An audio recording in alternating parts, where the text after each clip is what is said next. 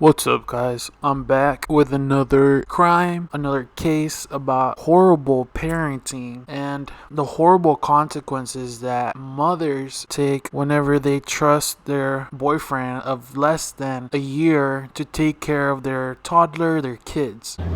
Finger pointing and confusion tonight over the disappearance of a 2-year-old boy. This case is about a little boy named Amari Nicholson. He was 2 years old and he vanished. He simply vanished in one day. This case happened in May of 2021, so fairly recent to the day I'm recording it, 3 weeks ago. And everything started on May 5th. Amari vanished from the Emerald Suite apartment complex where he lived with Rhodes, that's the boyfriend, and his mom, Tayler Nicholson. Tayler actually had left Amari with her boyfriend while she flew over to a different state to help her mom, that since she was bitten by a dog. So she trusted her boyfriend. She didn't even know him, or she had been dating him. He had been in jail, right? And she trusted this guy that had been in jail and that was recently released from jail for robbing. Her boyfriend was always in and out of jail. She was with him for like 6 months and decided to leave her 2-year-old with this guy in his care. Maybe she couldn't afford the airplane ride. Maybe she really did trust him. So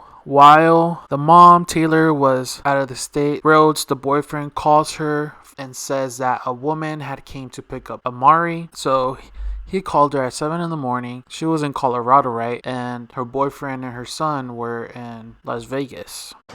And it was a woman saying that she was her baby daddy's sister.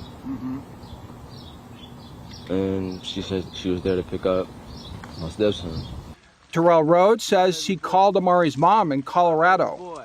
I turned around to call her to tell her if this is are this true, was this really prearranged?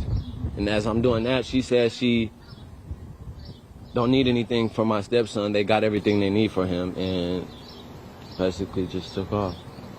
Nicholson says she missed Rhodes' call. No, I was still asleep, so my phone, I didn't hear the first few calls until it was already too late. And just based on her appearance, she kind of looks like a user, a drug user. And then I guess the mom was like, I didn't instruct anybody to pick up my son. So she decided to call the police. And that's the story that the boyfriend told the mom. And so the police decided to call the boyfriend up. And the boyfriend said, I don't know who took the little boy and I don't know which way they went. And then lady and the little boy left the apartment complex. Even in the phone call, he was like shaking and it was like mysterious on the 911 phone call that the boyfriend did.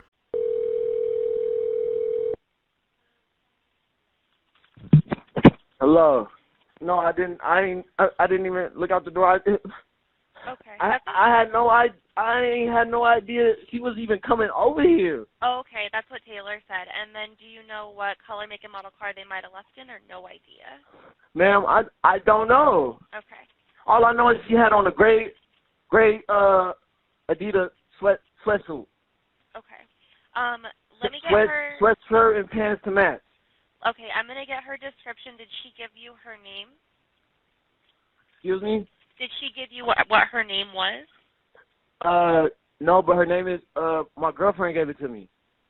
Okay, because she said it's one of two possible sisters. Let me get her description. Was she white, black, Hispanic, or Asian? She was black.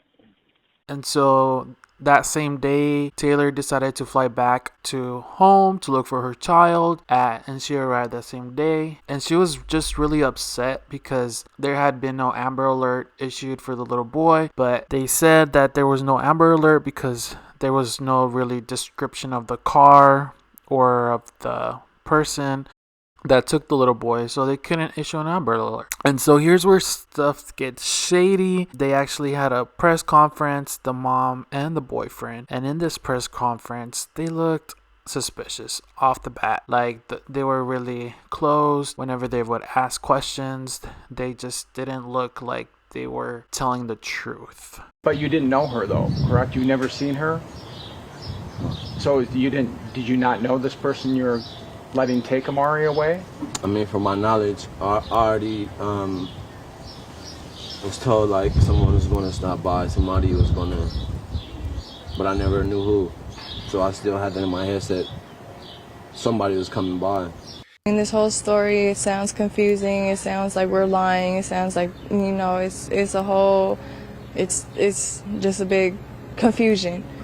They sparked a weeks-long investigation. People went out all over the city looking for this little boy in search, hoping that they would find him alive. They were looking for him for a week. That's when the boyfriend admitted that he had killed the little toddler, the little boy, just the 2-year-old little boy, Amari. And the reason he killed him, he said, was because he wet his pants. Yes, that's right. This man decided to beat this little boy to death just because he wet his pants. And so, if you recall, this all started on May 5th, and on May 12th, they actually found the body less than a mile away from where they were living, Emerald Suites. They found the little body. And this mom, she got pregnant with Amari, broke up, then she went with another boyfriend, and that boyfriend was there for Amari like his first year. Like, the mom seems like she's been with a lot of boyfriends, and if you have little kids like that, why would you be dating so much? You need to really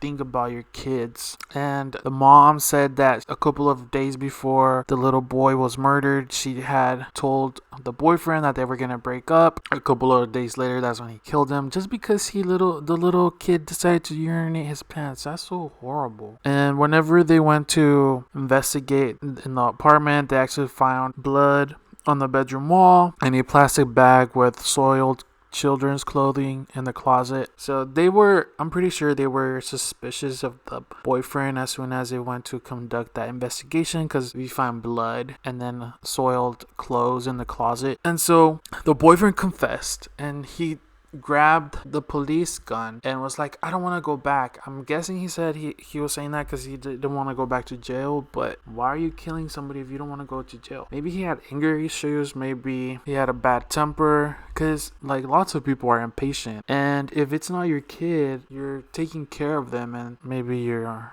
on drugs or you don't have patience, you snap. And that's probably what happened to this guy. So yeah, a lot of people are blaming the mom. I would blame the mom just because she has too much trust on this guy that she didn't really know for a very long time. Like, he had just been out of jail in December, and 6 months later he committed a murder of a little kid. Like, how do you have so much trust on a person? Lots of people are saying, why didn't you take the baby with you, the 2-year-old? I don't know. There's just too many evil people out there in the world. You need to really protect your kids. You really need to protect your kids and not be so trusting. Currently, the boyfriend is in jail and he's awaiting to go to court. I'm guessing he will be charged with murder since he confessed. Yeah, that's a very sad case of Amari Nicholson. His life was taken very, very short, 2 years old, and just because, a 2-year-old doesn't know how to use a restroom, and he died just because he needed to use a restroom. I hope the boyfriend gets life in jail, and I'm not sure if Las Vegas does the death penalty, but if they do, they should definitely consider that, because he took a life, then they should take his life. Thanks for watching. Leave a comment.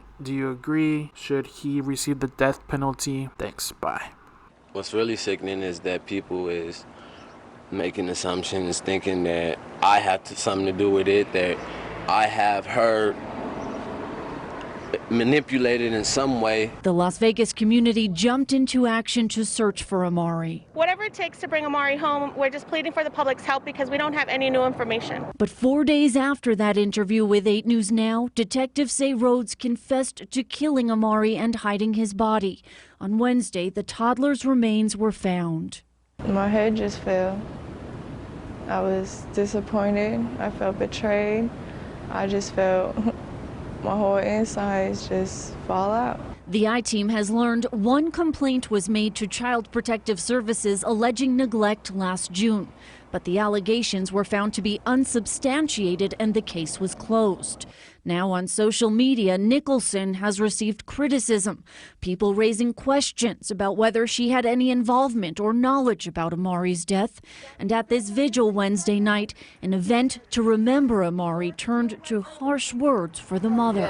She needs to feel the pain that each and every one of these people standing here today feel. Tayler Nicholson says she feels like public enemy number one. She understands members of the public are suspicious of her, but she insists she's just a grieving mother. I can't grieve in peace. I can't grieve properly at all. I'm being advised to stay home because it's unsafe. I'm the one hurting the most. My baby's gone. I can't. It's hard. She declined to say why she left Amari with Rhodes while she was in Colorado to help her mother, but she insists she had no knowledge of what happened to Amari. Did you believe Terrell when he said a woman came to pick up Amari? I did.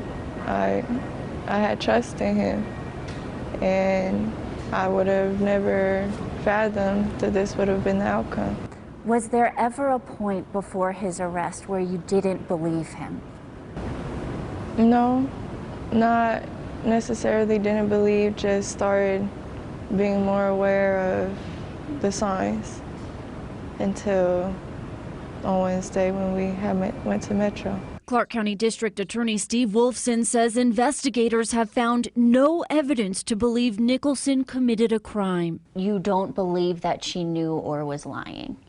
At this point, the information that's been provided to me by the authorities is that she didn't lie, and that although some may question some of the decisions and judgments she made, that it doesn't rise to the level of criminal behavior. Nicholson says she's planning private arrangements to mourn the loss of her son.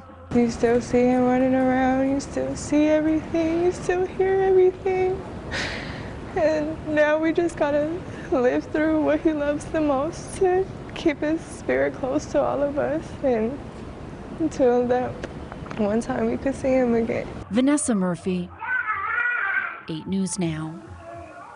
Vanessa also asked the Clark County DA whether he will seek the death penalty against Terrell Rhodes. He says it's too early to know right now. He says his office is considering attempted murder charges against Rhodes after police say he fought with police officers and grabbed an officer's gun. You can watch Vanessa's full interview with Amari's mother at 8newsnow.com.